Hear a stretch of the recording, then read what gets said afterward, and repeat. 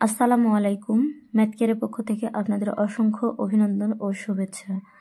আমরা আলোচনা করছি সংখ্যার ধারণা। তো দ্বিতীয়বারের মতো আমরা সংখ্যা ধারণায় আলোচনা করব। 4 নম্বর প্রশ্নে দেওয়া আছে ভাজক ভাগফলের 10 গুণ। ভাজক 0.5 হলে ভাজ্য কত? আমি আবারও বলছি, ভাজক ভাগফলের 10 গুণ। ভাজক 0.5 হলে ভাজ্য কত? তো আমরা সলিউশন দেখব। আমরা জানি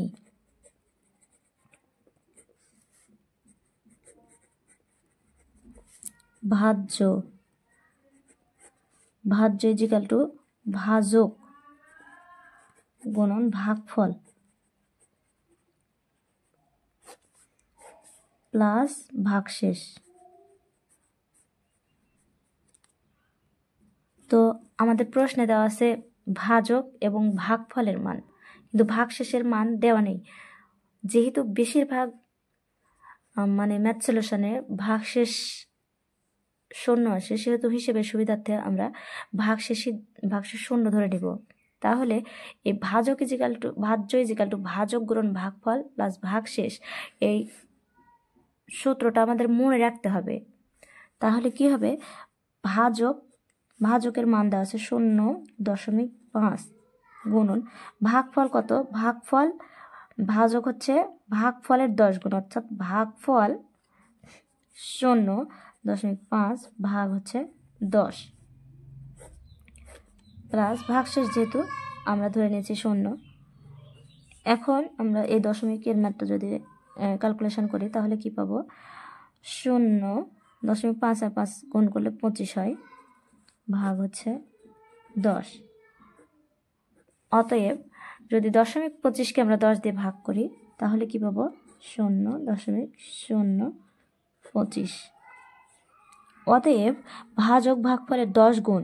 ভাজক 0.5 হলে ভাজ্য হবে 0.025। এটাই আমাদের নির্ণয়ের সংখ্যা।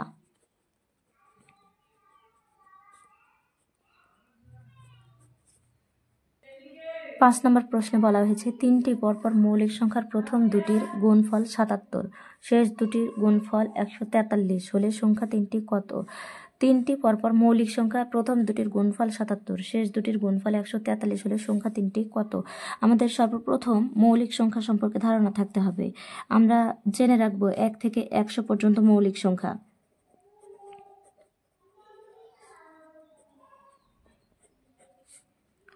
এটা আমাদের মনে রাখতে হবে, 1 থেকে 100 পর্যন্ত মৌলিক সংখ্যা। এটা মনে রাখার কৌশল হচ্ছে f স্কোয়ার টি স্কোয়ার 3 2 1।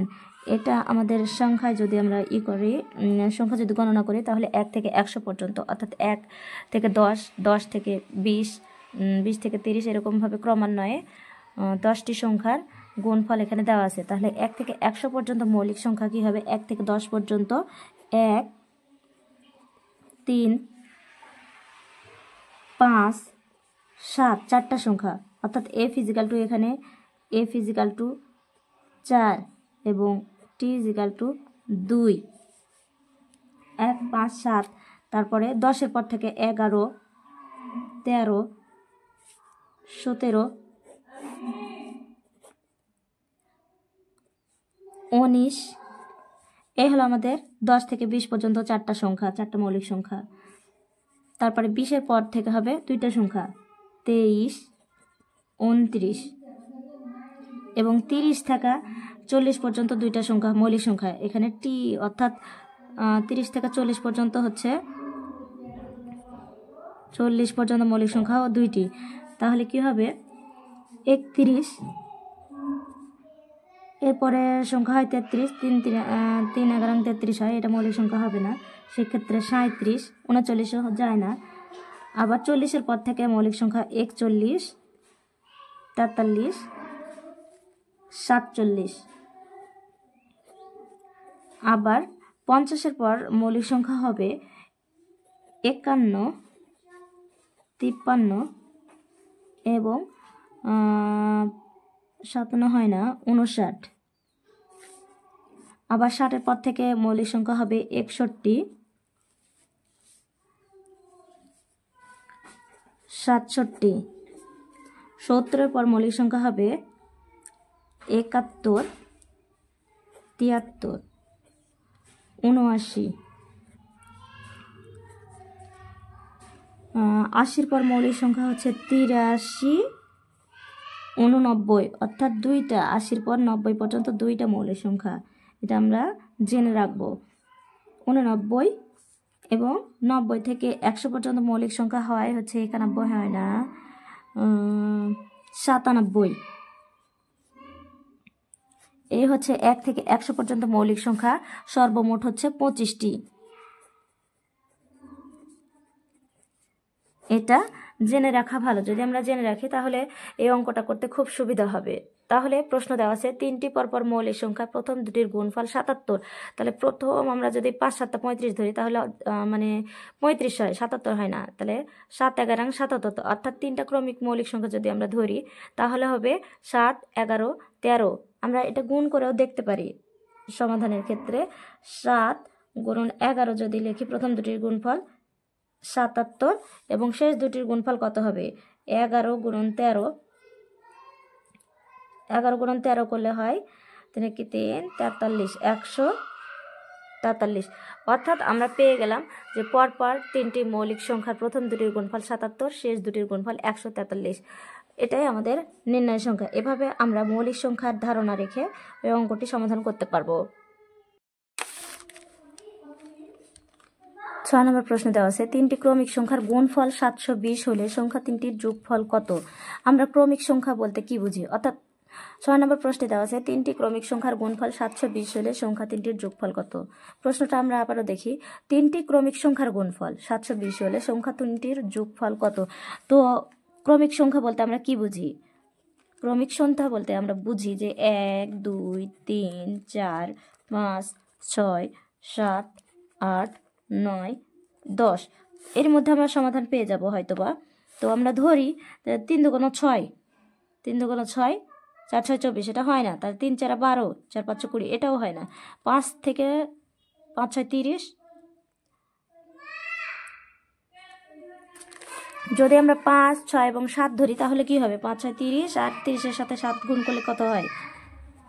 0, 3 7 21, অর্থাৎ 210 হয় না।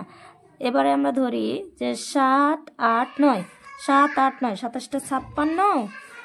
যদি আমরা এই 3টি ক্রমিক সংখ্যা ধরি 7 8 9, তাহলে কি হবে? 27 56, 56 গুণন 9, 6 9 54, 4 হাত থাকলো 5, 5 9 35 50, 504, এটাও হয় না। তাহলে আমরা ধরবো 8 9, 8 9 আর 10 ক্রমিক সংখ্যা যদি ধরি 8 9 72, 72 গুণন 10, 72 গুণন 10 যদি আমরা ধরি তাহলে কি হবে? 0 7 2 7, 0 কে 0, তাহলে 0 2 720। অতএব যদি আমরা ক্রমিক সংখ্যা ধরি 8 9 এবং 10, তাহলে হচ্ছে যে 3টির যোগফল এখন আমরা নির্ণয় করব 720। প্রশ্নে দেওয়া আছে 3টি ক্রমিক সংখ্যার গুণফল 720, অর্থাৎ 8 9 10 এর গুণফল হচ্ছে 720। এভাবে আমরা ক্রমান্বয়ে দেখে নিব যে কোনটাতে সমাধান হয়। 8 9 10, এখন সংখ্যা 3টির যোগফল কত? এখন যদি আমরা সংখ্যা 3টির যোগফল নির্ণয় করি তাহলে কি হবে? 17 আর 10 27। অতএব পরপর 3টি সংখ্যার যোগফল হবে 27, এটাই আমাদের নির্ণয়ের সংখ্যা। ভিডিওটি ভালো লেগে থাকলে প্লিজ চ্যানেলটি সাবস্ক্রাইব করুন এবং লাইক কমেন্ট শেয়ার করে আপনাদের ভালো লাগার অনুভূতিগুলো জানান। ধন্যবাদ সবাইকে।